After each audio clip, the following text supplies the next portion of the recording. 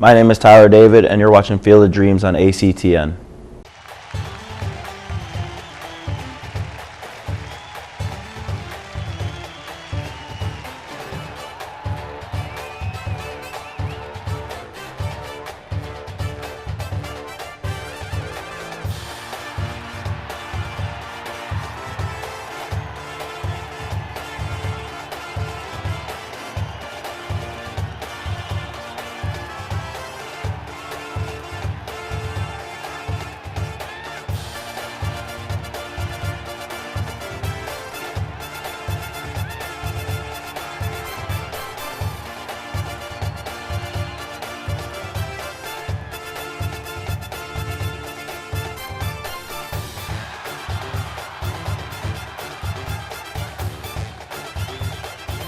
Hey everybody, welcome to Field of Dreams on ACTN.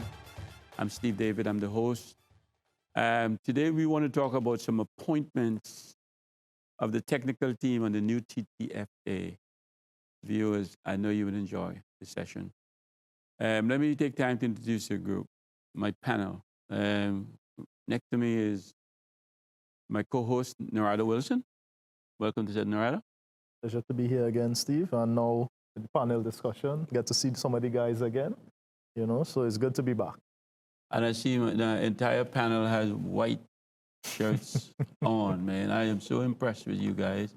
You didn't give me the heads up memo, but it's okay. Larry is the one responsible for that. Larry Joseph, welcome to the set. Thanks again, Steve. I'll give you a white jersey in the break. We appreciate it, brother. And Jefferson George, welcome to the set, Jefferson. Thank you very much. Always a pleasure to be here, Steve. To me, we're missing one person. The duck. The duck. Oh, yeah. Alvin Henson. Hi, Alvin. Okay, guys, let's talk about some of the appointments. Our new Ttfa is very transparent, and they're doing wonders, and they have a lot of committees, everything. There's so many committees, man. I feel like we're the whole of Trinidad. So let's talk about some of this technical committee, and let's start with the senior team. And I know all of you guys have the memo on it, and we have Terry Fenwick as the head coach. Correct. And then we have Kelvin Jack as the assistant. And also, he is the goalkeeper coach. Correct. And then we have... Derek King. Who's it? Oh, Derek King? As his assistant as well. Yeah. Oh, Derek King is an assistant? Yes, correct. And who is Oswin? He's the trainer. Bushwood? Trainer. And then we have Michael Williams. Yeah. Okay. You guys know more about me than this. On this topic, let's start. How do you guys feel about this team and the yay or nay? You can be. You know how to feel lawsuit. Just say how you feel. So let's start with you, Norris, and go around the table. Yeah. For me, I would say yay. I think respecting the position that we are in right now as a federation, Derek King was with the national setup for some time under the previous with Stephen Hart, and then after. Then he went outside, got some experience in professional football abroad, and then coming back home. Young guy, has a lot of experience, had a decent playing career until it was cut short, and has gone immediately into coaching at the highest level, and he's had some success. So keeping him on board because he's young, that's a no-brainer. That would be wasting a resource that we have. Terry Fenwick, with all the years that Terry has been here, I think, it's something he wanted for years. He has the opportunity now. I think because of the years he's been here and the way that he's been boisterous about it, the impact he's had on some of the young players, I think he has something to prove, which, when somebody has something to prove, may work wonders in our favor. Kelvin Jack also is somebody like that. I think Kelvin has been putting out articles, putting out ideas, plans for years since he's retired, wanting to give back to the country. I think he's somebody, he might even dip in his own pocket, do that. So, respect our financial constraints. I think those three guys once together, which is something, that is what I didn't know about. I don't know how their relations are. I know Fenn dealt with Jack before, but Derek had been on the team before. I don't know what that unison might be like, but they're all professional, and we hope to see some results. In terms of the equipment manager, he's been around for some time. The manager of the team, I'm not too sure who he is, but I know he's been around some of the professional teams, I think Defense Force or Police or something like that. But it's something to look forward to. Local guys who've had foreign experience and should get some result. So you give it I give it thumbs up.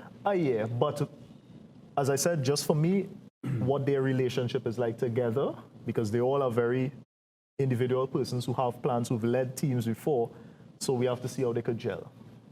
Okay. Yeah, I totally agree with your assessment of this team, Narada. I think the new administration coming because of the fact that they came in terms of finances, short of finances, a lot probably was promised to them when they were campaigning. But immediately on taking up office, I assume they didn't have the money there as yet.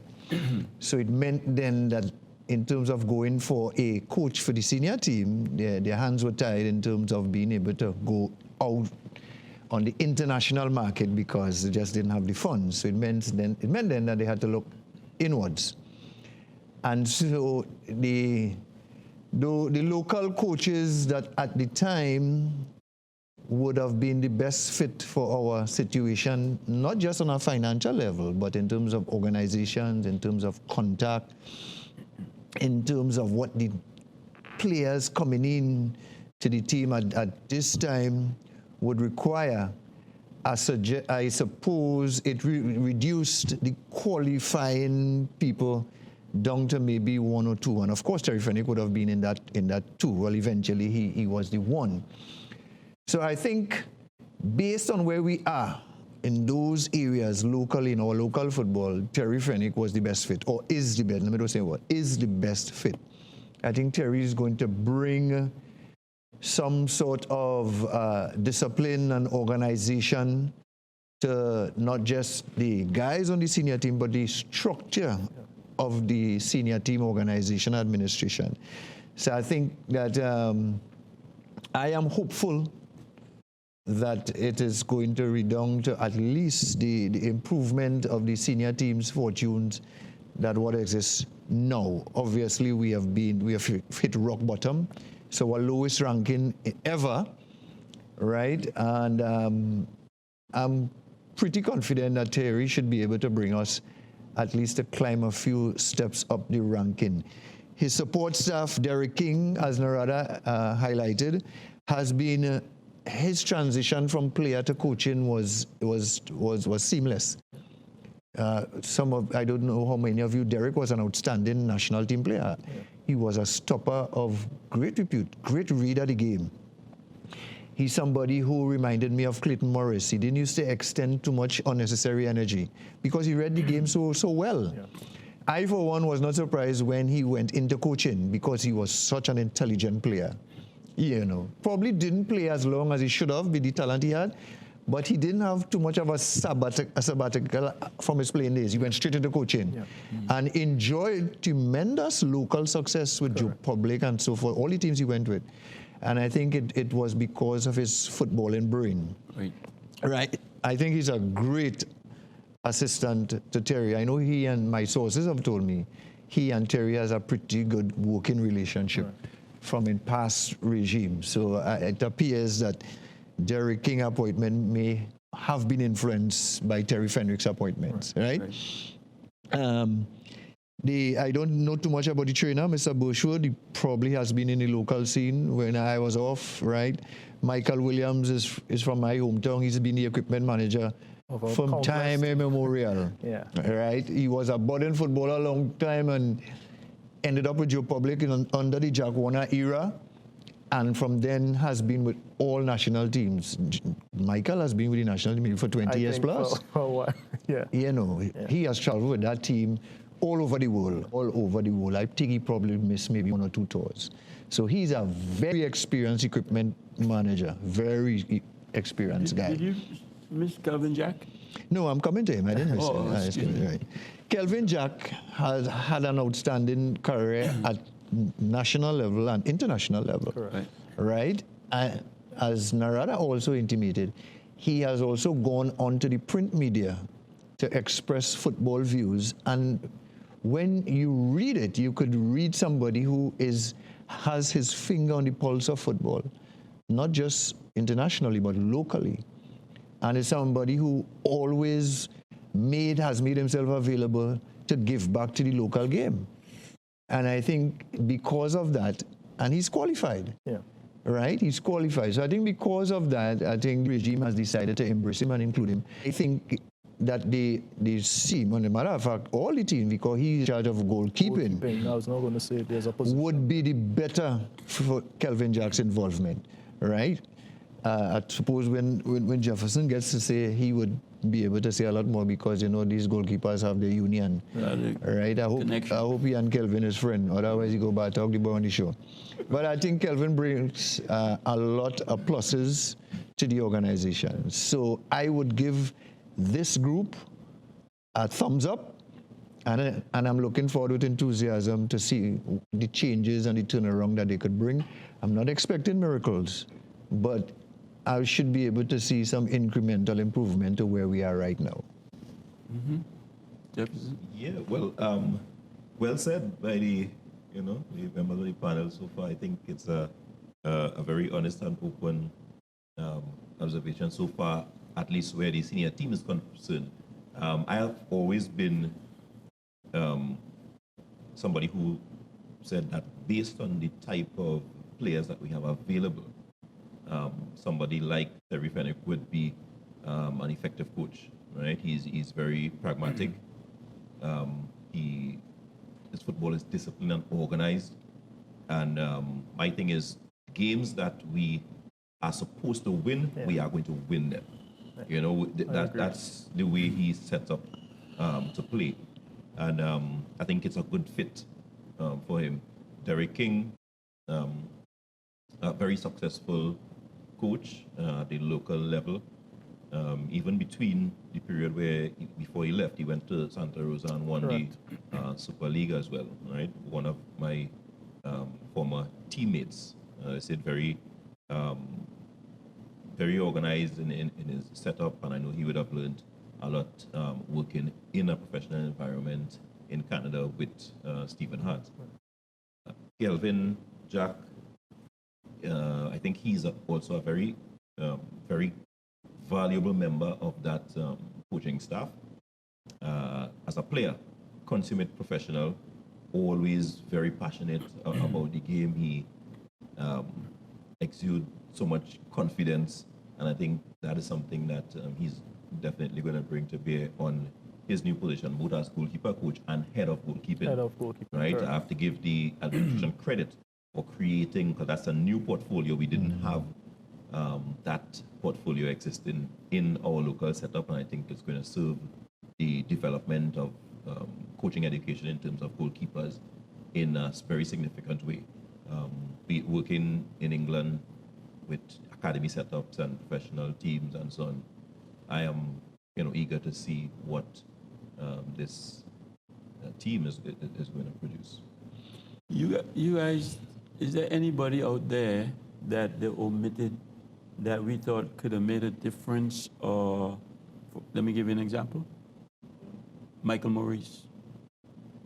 Do you think his omission is something we need to worry about, or who? I don't. I think these appointments are the initial appointments, Correct. I believe, because these are just for the national teams. But based on the wider program that is set up, there are going to be use for a lot of coaches. The zonal programs are going to be, re-instigated, and I think we have to look forward for a lot of other appointments at the regional and zonal levels of the football. There are also the women's team side of to be staffed as well, women's Okay. senior team, I believe. So Because he's not in the lineup at the moment, obviously he's a quality goalkeeper coach, and I mean it speaks well to the volume that we have now, because goalkeeper coaches was something, even probably 10 years ago. Yeah. The coach was doing that. Yeah. It wasn't a position Coach did everything. that was given much attention to, whereas now we have teams being staffed with separate specialist goalkeeping coaches. The individual teams. I think that's a plus and something that reflects here in the positions. I would agree with Jefferson. I think what the administration did is that they shook it up a little bit, give persons who maybe didn't have a chance. Because some of the names that we would call, they had their chance. That's They were there for some time and they got results, and then sometimes they didn't. And to put them back, you really wouldn't know for sure what worked. So I think bringing in somebody new, and I think the administration even said that some of these contracts may just be for 1 year, it might be for some time, they will renegotiate and stuff. So maybe if they don't get the results within a few months or a year, they may probably look at bringing in. But to answer the question, I did think in most of the names that I saw, but just like Jefferson, I believe more on a regional level, I did think that someone like Stuart Charles should still be involved, because what we're looking at is these are guys who are active in coaching, have a lot of understanding of our coaching setup locally. And if Terry Fenwick is the head coach, I think somewhere in the organization, Stuart Charles, because of their being like the highly ranked, they are our two best qualified coaches overall in the country. And if they're active, there's no way you could leave them out the setup. So even if it's on just an observation, a consultation, or just at a lower level to bring up to then prepare, I think his name also with Maurice should be there at some point. Yeah, and totally. I mean, in terms of names that jump out at you that are missing, Stuart is the one that jumps out at you immediately, because under the past regime, he was well respected and heavily used. So he's disappeared from this regime now. One is left to wonder if it has any more to do with off-field personalities than qualifications, connections, yes. But definitely, if we are talking purely football here, Stuart definitely is an asset to any football organization. Not a brain to let go by. Because he is a football man through and through. He eats, sleeps, everything football, and there's no way he can't add value to any organization or any team, obviously. All right, we'll leave that where that is. Michael Maurice, I think I'll go with what Jeff is saying. Not because we don't see him at this level means he's going to not be used, and we've always argued on this show that we need to have really good qualified coaches when we drill down to the different levels of football. So not seeing him at the senior staff doesn't mean that he can be used in any other capacity. And going forward, in terms of what we're hearing from this new organization, one can reasonably assume that some of the people that we're not seeing now are going to be involved at the lower levels. Okay, viewers, we need to take a break. Be right back.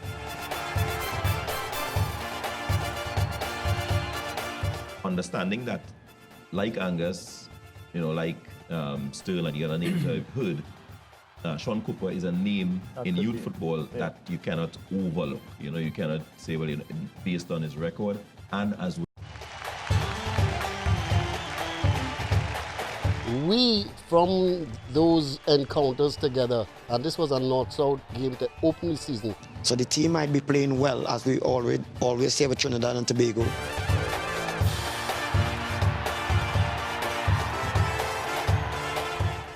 Futsal did that great for me. Okay, hey everybody. Welcome to another edition of Field of Dreams on ACTN. My name is Steve David. I'm your host. Okay, welcome back, viewers. All right, guys. I think we finished with the men's senior team? Yeah. Yeah? Yeah. So how about let's do the under 20, men under 20. And we have Derek King as the head coach. Angus Eve as the assistant with Stern John and Ross Russell as a goalkeeper coach? Pick it apart. Yeah. Same thing again. I think Ross Russell and Stern John, they survived. But it would make sense because they were involved under the last regime, you know, at the under 23 or the under 20s as well. They had some 20s, involvement. Yeah, 20. yeah. So, you know, again, brains that you can't let go sitting by the wayside. Ross Russell has been involved probably at every level. You know, he knows the guys. Stern John, I think, at a point in time, he was young in the coaching, but he got some positions, and I think, you know, some of the guys responded because Stern John's career is, you know, you could see that anywhere online, and I think the young guys, they have access to it. So he is somebody that could add value. Derek King, what they're doing is the same transition where every coach at a higher level is an assistant at a level above him when he's the head of the lower, at a level right below. So it would make sense, you know, given Derek, the young guys, that is perfect. And Angus Eve, we all know, has been a coach that has been successful at the college level, here, with kids slightly younger, but we would see why that happened, and having his involvement at the under 20 where he knows a lot of these kids, you know, Angus has been in their lives at some point, and I think it's a nice mix of guys who, you know, they all understand. Those guys have been here for some time. They're from the east-west corridor. You know, they know most of the players, and I think it would transition well on the field. Yeah, this under 20 staff is, you know, you look at it on paper and it just jumps out at you as a really, really strong staff. Yeah. You know, everybody on this staff, I mean, Derek King we just spoke about, so he needs no reintroduction. Yeah.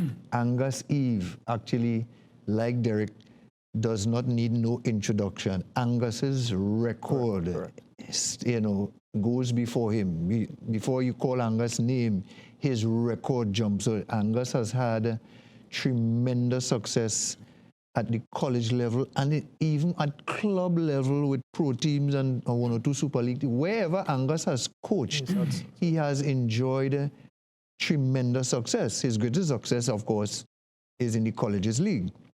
Right? And his name, I know, has been bandied about for years for somebody to be head coaches under the previous administration, for some of the youth teams and whatever. So Angus comes with tremendous credentials, right? And then Stern, again, transitioned from playing days into coaching and has been in and around a lot of club staffs. So he has gained valuable experience.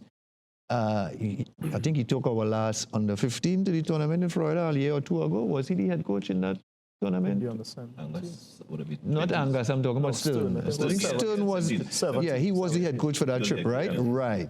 So Stern has tasted that level of coaching in terms of position, and he has been around that type of atmosphere since his playing days. No stranger at all to that environment. And Ross Russell, the same could be said for Ross. Ross has been part of, I think, most of the national teams, both at the senior level and at the junior level as goalkeeper coach. And Ross brings tremendous a wealth of experience, both as a player. He was an outstanding goalkeeper for club and country. And I'm certain that he is still imparting that information to wherever staff he has been employed. So this under 20 staff, to me, jumps out as a really strong staff. The guys who would be coached under this staff cannot be wanting for any sort of proper football information. Correct. The staff actually all played different positions, so they could cover, you know. That's a strong staff. That's a strong staff. Yeah, I think this staff is one that I think it ticks all the boxes in everywhere. Head coach, assistant coach, Angus Eve, who, apart from the records, I had the opportunity to work with him and was, you know, really impressed with his knowledge of the game, attention to detail, and his general organization. You know, very, very, very impressed with him. So I'm expecting a lot from this staff. Stern John, we all know him. And even as a coach, I know that he went on and qualified himself, you know, in terms of doing his coaching badges and so on. And Ross Russell. Why you guys only agreeing with each other, man? Right. I Good need- stuff. That mix this happens up. when, I guess, Is there good anybody you decisions being think made. should break into this? In U20s? Yeah. Any other person that we've omitted? For me personally, if I had to say, if we say omission, I think I may have expected another goalkeeping coach. I might have thought one of the guys, maybe even Clayton Ince, for example, simply because just to make the change. Like we know Russ has been around the Right, scene. just We give know somebody- why not? Let's see if somebody else could have gotten a chance. If he had applied, that is, you know. I think he could have been a name to put forward. You know, if he has the qualifications, if he has applied, I may have said the goalkeeping position could have been changed. Yeah, Yeah, but if you look at omissions, again, I think one of the obvious omissions, particularly at youth level, would be Sean Cooper. Yeah. Right? Because Okay. he was not why? appointed. Well, again, those were Connection things that... with him again? No, well, No, I think, well, let me just finish. Sorry. yeah, no, So sorry. If you have to look at coaches, and I mean, again, coming from the technical advisory position, they would have had over 500 applicants, right, for varying positions and so on. So to go through and come out with these, that was a huge task on their behalf. Now, understanding that, like Angus, you know, like Stern and the other names I've heard, Sean Cooper is a name That in could youth be, football that you cannot overlook. You know, you cannot say, well, you know, based on his record and as well his qualifications. Correct. Right? There were specific criteria for selecting coaches, which is good, which was put forward, so that at least we can expect that coaches who are selected under this administration would have not just experience coaching, but your CV to match, you know, the level that you're coaching. And I think he's definitely one. He probably could have combated with Stern, especially. Exactly. I think because the other names, you know, you're kind of seeing. I think him and Stern, that could have been really where it might have. He could have pipped Stern at some point. No, I think because when we get to under 17, we have Angus as the head coach. Correct. So I think he should be in Angus' spot there as a assistant. But it's what they did. They tried to double up on having transition from the under 17 coach. He knows what is happening at the under 20 level because he's involved. So the transition you would see from 15, 17, 20 and up, they all have their head coaches and assistant at the level above. I think is if I pay you, I can get two for the price of one. It was something that happened before as well. So, you know, so the I guess previous, you know. Because of the financial, because of the framework that they're using as well, I think that would have worked again to a disadvantage in terms of limiting the amount of coaches that you see in the general pool. You know, but I mean, as I say, it wouldn't be surprising to see him later on. Yeah. So you guys are saying the under 20, you like exactly what's there. Yeah, I do. Except- I do. Yeah. All right. I think- was going to mention Sean's name for the under 7 as an omission, not the under 20. Yeah, I agree. Not the under 20. Okay. Well, if I say if they leave Angus in the 20, then Sean should be under 17, which we're going to go to now. Yeah, which was the... But I think somewhere Sean Cooper should be mentioned in that group. So let's talk about the under 17. We have Angus Eve as the head coach. Correct. Keith Jeffrey Yes. as assistant. Correct. Yeah. Clyde Leon, I don't know some of these names. Clyde Leon as the assistant. And Clayton Ince as the goalkeeper coach.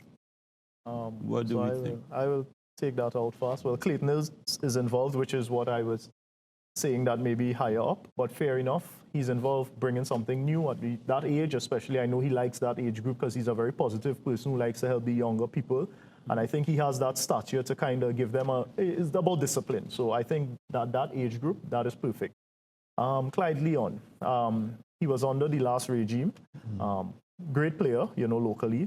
Transitioned after, I think, an injury and stuff like that. But he would have been someone that persons would dispute. I think he survived, and maybe, you know, I know he has a good relationship with the guys at the under 15 and under 17 level. He does have a good relationship with them. Maybe they try to keep that. to keep him involved. But he would have been a person that people will challenge.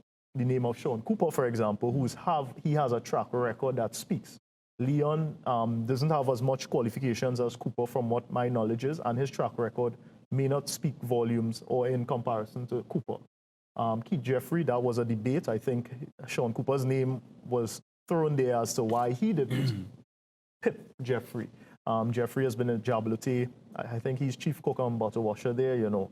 Somebody has worked at all levels. What I would give him is that my company, we have done a couple coaching courses in Brazil here, and Keith is one of the first guys to always call. So any knowledge he could get, he takes out of his pocket and he tries to get it. But he may not have the qualifications at the highest level. I think he has a C license, if I'm not mistaken, which qualifies him for that position. But, you know, and having Angus, I think Angus was the fit that everybody was waiting on. You know, it's been years. He's even come on the program and said he's a professional coach. Once they meet his professional criteria, he'll accept. We've seen he's accepted, so it means they've met the criteria. So I think it's something that the country was looking forward to.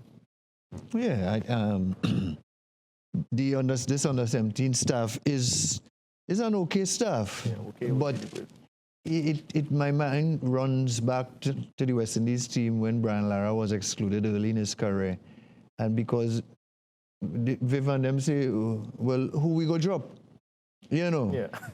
But you see, depending on the system you use, you could exclude valuable resources. Instead of saying who they could drop, if they had said who we should pick, and then Brian Lara would have commanded a selection. And I would apply that same principle to this under 17 staff, right? How could Sean Cooper not be on a national under 17 staff with his record?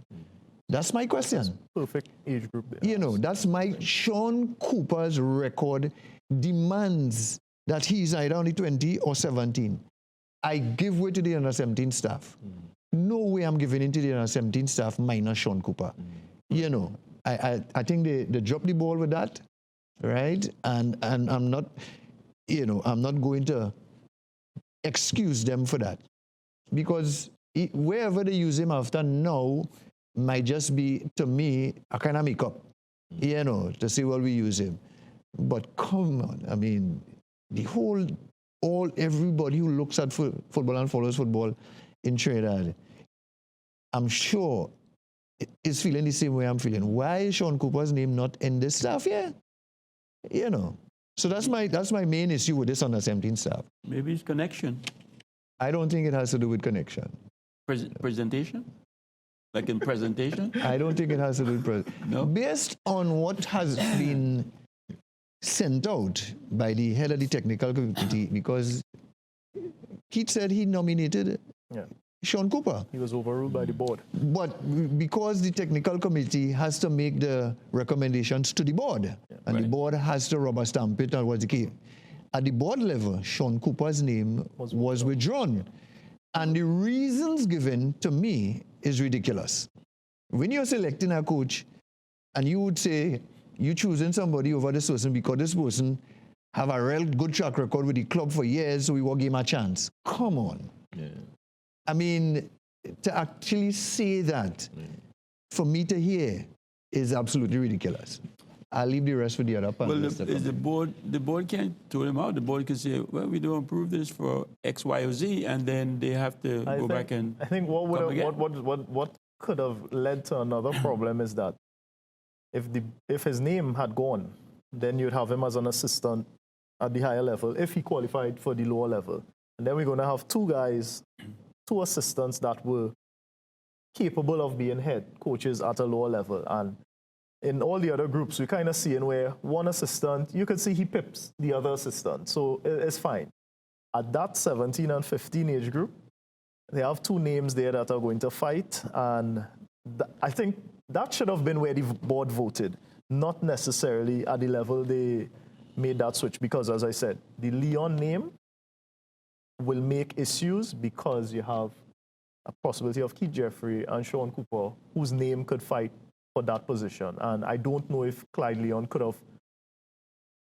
has a track record that is better than them, you know, and that's That's what it like. Let's hear what Jefferson. Yeah, well, this is a very good discussion, and I think I agree with Larry. At this under 17 level, you have two coaches who you cannot overlook: Angus Eve, Sean Cooper. Yeah. On the 17 level, these guys are there, they're working, and apart from getting results, because something that we have to look at, this is a development level, right? So results is not the most important thing. At this level, under 17, under 15, you are trying to move players from one level to another. Yeah. That is the hallmark of success for a youth coach. A youth coach, my responsibility is to move this team from one level to the next. Now, yes, in doing so well, I will get good results competitively, but that is not the benchmark of a successful youth coach. There are coaches who are able to win games with players, but the individual players don't improve. They go through their careers and they advance or try to advance from one level to the next with the same shortcomings, and those are the things that we have to look at, right?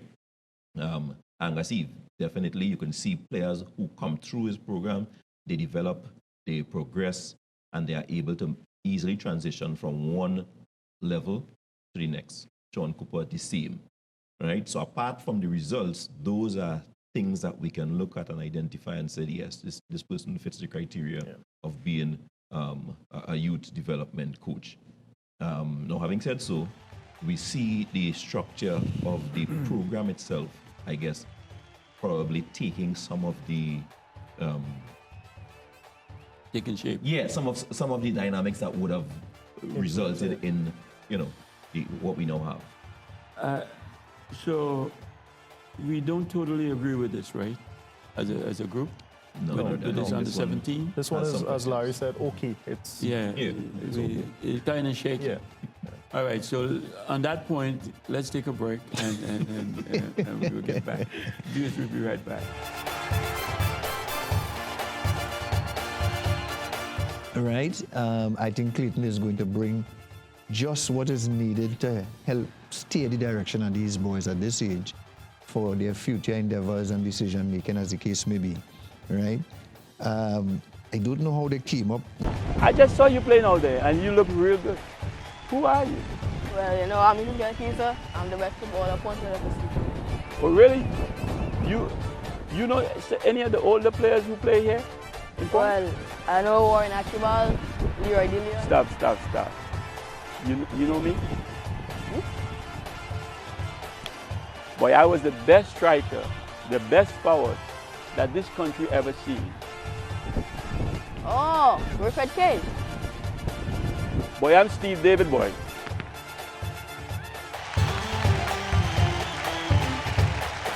Okay, welcome back, viewers. All right, so we've seen a kind of thing with as coach and assistant coach kind of, there's something to do, and that has to do with 2 for the price of 1. I keep telling you guys, I'm way ahead of you guys. If I'm paying you as a coach, I'm giving you two jobs.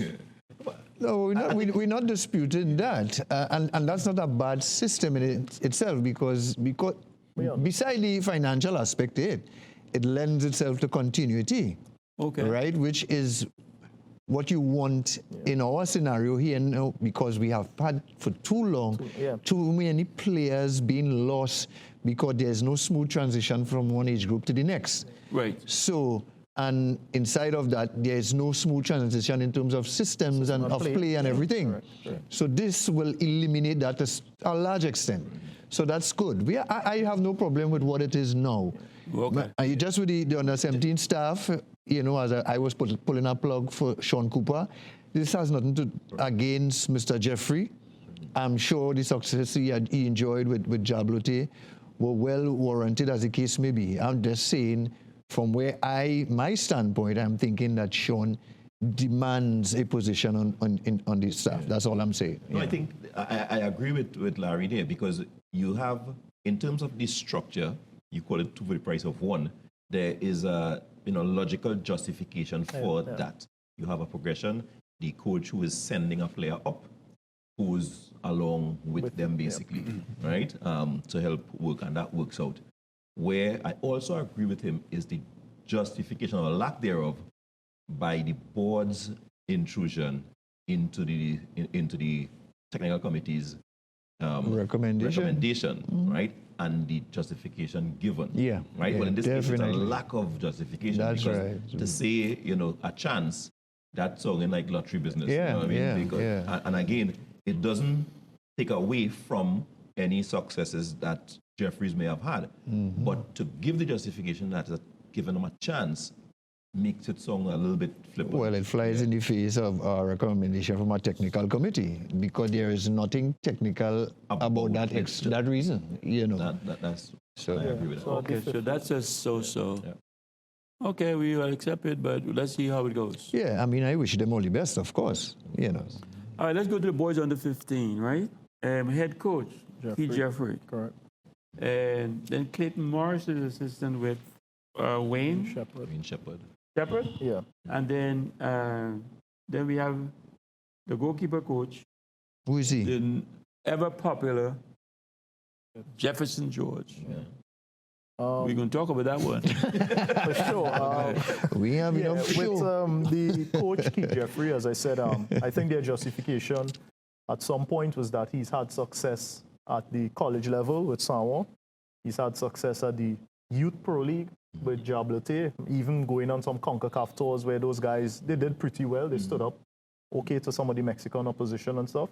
He's had success at Pro League senior level with Jablete. So, you're basically getting a guy who's dabbled in every part of, local football. I think maybe that's one of the justifications they said over the other coach at the other level. Clayton Morris, for me, hats off to the administration for, or the board and the technical committee for that. I think because one, Clayton is who he is. He's a very motivational, inspirational person, somebody that puts family first, God first, God first and family. And I think that's what we need at that young age, because then it changes the dynamics of the sporting culture for a group of youths that could come up on a national level where maybe they don't have structure in their life. If they don't, they have it there because you know the type of person you're dealing with. Very honest guy. And I think wanted to be involved. He's had a track record at UTT. So inspiring a lot of persons that would then make the transition from college to then probably the tertiary level. He could have a hand there. So I think for me, that was a good inclusion. Mr. Shepard, I don't have familiarity with him, so I'll skip to the goalkeeper coach and Jefferson George, an individual who has dabbled at the professional level and at the youth level in the national team, even at the senior to an extent. And I think the right crop of persons, I think, again, family focused, God first, guys that want to have a positive impact, and I think that is instrumental. And I think Jefferson also knows how important education is and having a proper structure in their lives. And 15 years of age is where they've picked the sport. All science shows that around 12, 13, let them pick the sport they want, and 14, 15 is where you include all the technique and tactics. So perfect fit for young guys who have the right structure. I think that's what Trinidad needs. Yeah, totally agree with you. There's much I could add to what you're saying with this stuff. Clayton, I know better than the other guys because, both at club and national level. And I think it's good because Clayton can actually fit into any one of the other staff quite easily. But I think you raise a really good point, rather, in terms of the age group that they have slotted him into. Yeah.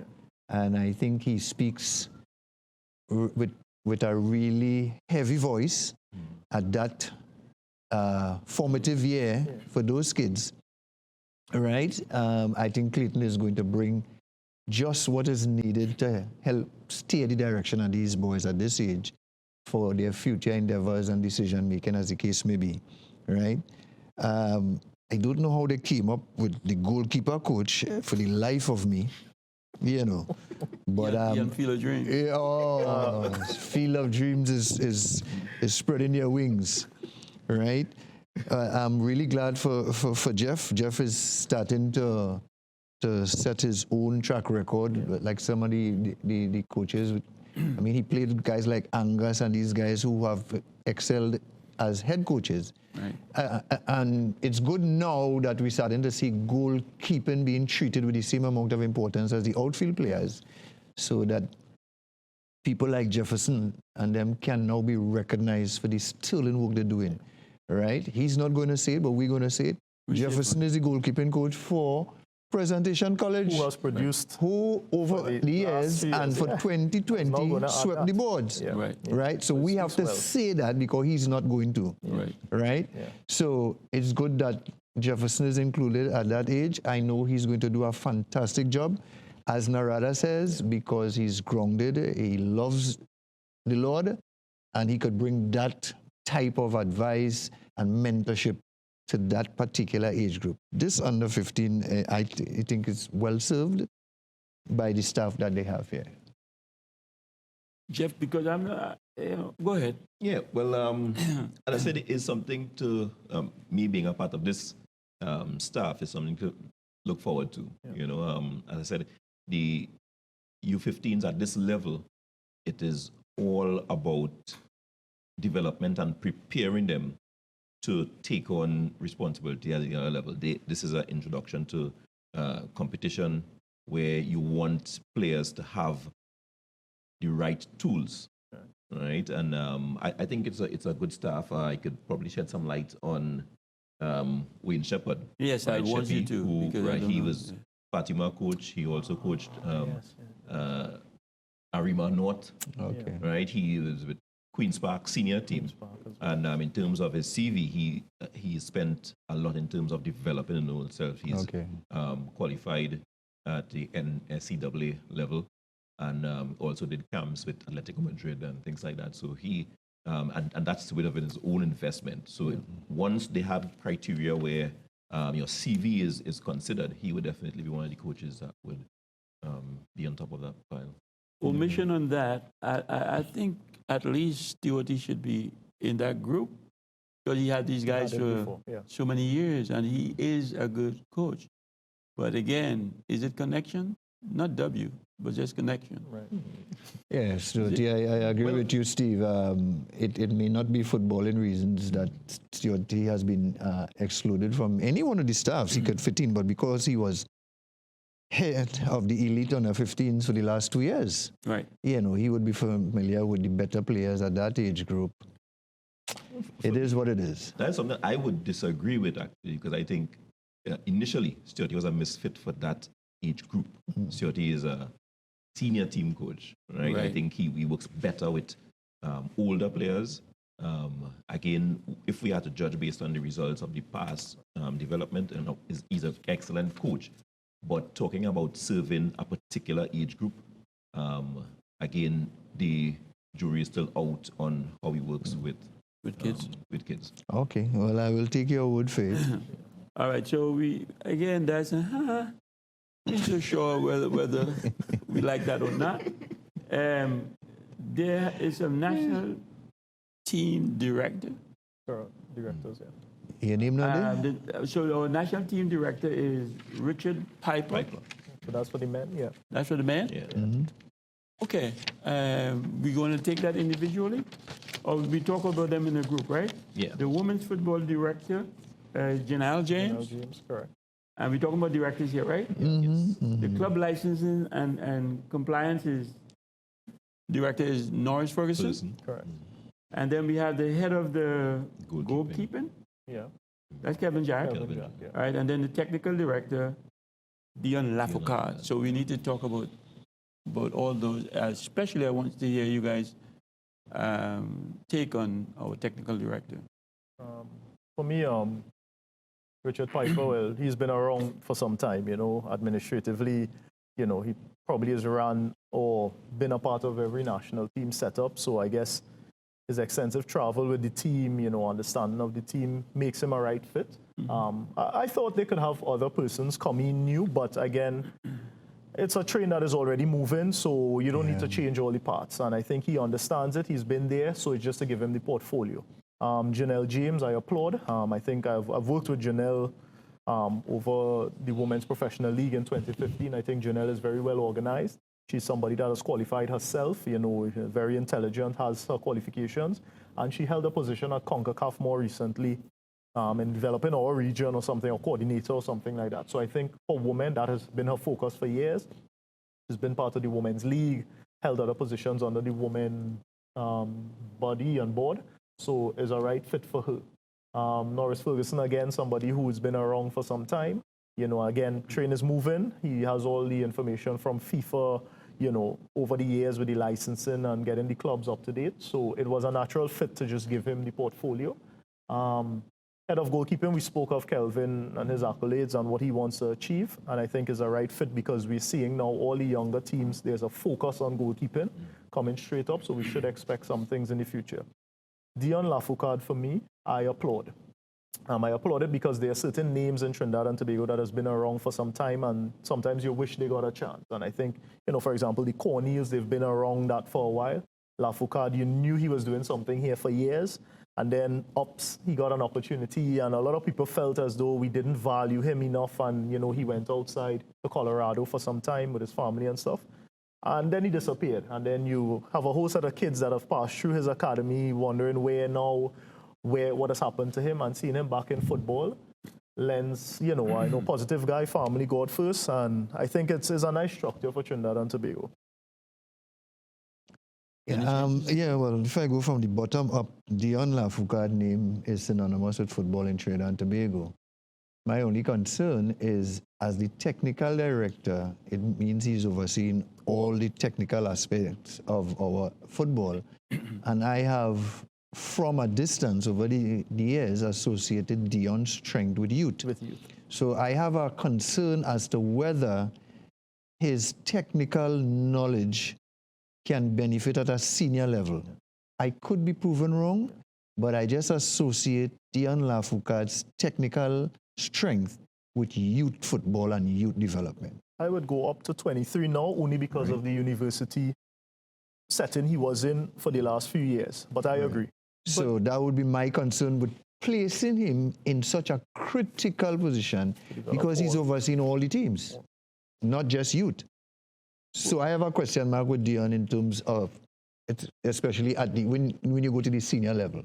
Well, I'm not too sure if Dion could advise Terry Fenwick on technical abilities. And he don't have to. I mean, the technical director, most of his jobs is done with the grassroots groups to feed the senior team. Well, okay, so if you say that's what he's going to do, that's fine. I have no problem with it. It just, in my mind, it says technical director Dion Lafoucault. So it says to me, all the teams. But it is all the teams. Right. So I'm just saying, if I am the technical director of all the teams, then I should be able to go to the senior team and give my observations and recommendations. But I'm wondering whether he can do that at the senior team. I'm just wondering. Very interesting point, Larry. For me, I like all the appointees here. Right, I have no real objections. What I would comment on is the fact that we do now have a structure that provides us with these portfolios, right, which are important. Just to touch on the point with Dion, his mandate would be from the technical committee. So at the end of the day, his role would be one that can be now carried out in full, whereas we had a technical director more or less operating in a sort of a gray areas. Now he's going to have a well-defined, parameter and outline as to what he has to perform, and I think he is well equipped and qualified to do so.